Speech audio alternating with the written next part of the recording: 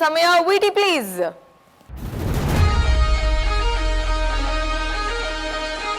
ಸಂಗೀತ ಪಾಠ ಕಲಿದೇ ಹೋದ್ರೂ ಸೂಪರ್ ಆಗಿ ಹಾಡೋ ಕಾನ್ಫಿಡೆನ್ಸ್ ಇರೋ ಹುಡುಗ ಮಿಲಿಂದ್. ಮೊದಲಿನಿಂದನೂ ಹಾಡು, ನಾಟಕ, ಕತೆ ಇವುಗಳಲ್ಲಿ ತುಂಬ ಉತ್ಸಾಹಿ ಮತ್ತು ಆಟೋಟಗಳಲ್ಲಿ ತುಂಬ ಆಸಕ್ತಿಯಿಂದ ಭಾಗವಹಿಸ್ತಾನೆ.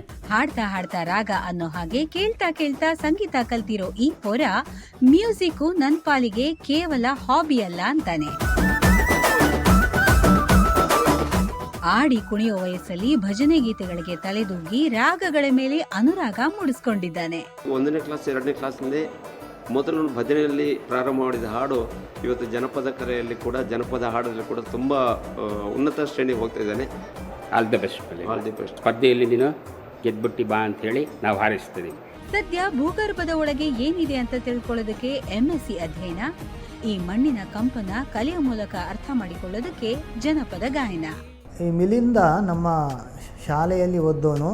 ಮಿಲಿಂದನಿಗೆ ಒಳ್ಳೆಯದಾಗಲಿ, ಶ್ರೀರಾಮಕೃಷ್ಣರ ಆಶೀರ್ವಾದದಿಂದ ಅವನು ಉತ್ತಮವಾಗಿ ಗೆದ್ದು ಬರಲಿ ಅಂತ ಹೇಳ್ತೀನಿ. ಅವ್ನು ಹಾಡ್ತಾನೆ, ನನ್ನ ಜೊತೆಲಿ ತಬಲಾ ನುಡಿಸ್ತೀನಿ.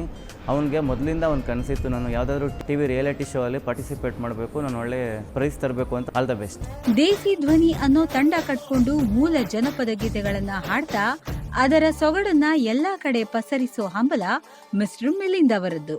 ನಾನು ಮಿಲಿಂದ ಜಾನಪದನ ಎಕ್ಸ್ಪ್ಲೋರ್ ಮಾಡೋಕ್ಕೆ ಸ್ಟಾರ್ಟ್ ಮಾಡಬೇಕು. ಜಾನಪದದಲ್ಲಿ ಅಷ್ಟು ಮಜಲುಗಳಿದ್ದಾವೆ, ಏನಕ್ಕೆ ಜಾನಪದ ಅನ್ನೋದು ನಶಿಸಿ ಹೋಗ್ತಾ ಇದೆ ಅಂತ ನನಗೆ ಅನ್ಸೋಕ್ಕೆ ಸ್ಟಾರ್ಟ್ ಆಯಿತು.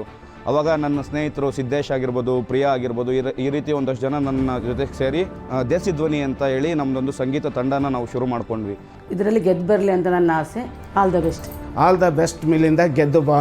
ಈ ಸ್ಪರ್ಧೆಯಲ್ಲಿ ನನ್ನ ಶ್ರಮ ಮೀರಿ ನಾನು ಭಾಗವಹಿಸ್ತೀನಿ. ಈ ಸ್ಪರ್ಧೆನ ನಾನು ಗೆದ್ದೇ ಗೆಲ್ತೀನಿ.